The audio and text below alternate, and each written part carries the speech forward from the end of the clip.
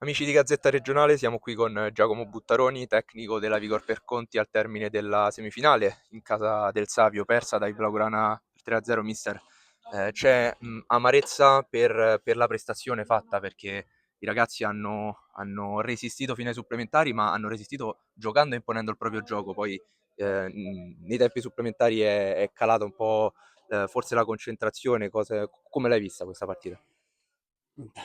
Penso che vi possa fare soltanto i complimenti ai miei ragazzi, non solo a chi è sceso in campo, ma anche a chi è stato fuori, perché comunque, a parte ho sentito il tifo da parte di tutti i ragazzi, anche chi era fuori, ho sentito sostenere chi era protagonista in campo. Però io devo fare complimenti perché essendo calcio giovanile questo, io oggi ho avuto, penso da allenatore, la risposta più bella che possa avere un allenatore, perché io prima della partita ho chiesto ai ragazzi di non scendere in campo con la paura, ma di affrontare l'avversario che secondo me è la più forte di questa categoria e lo dimostra anche lo scudetto Certo. che hanno sul petto.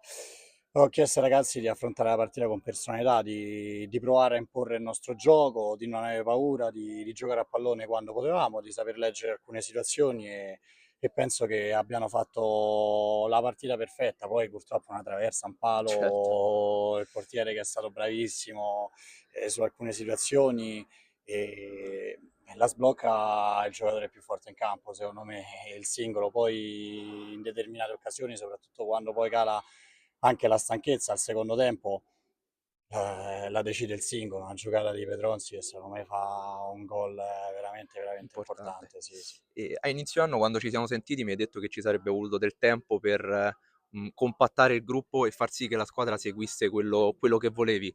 Arrivati a questo punto, direi che l'obiettivo è centrato assolutamente.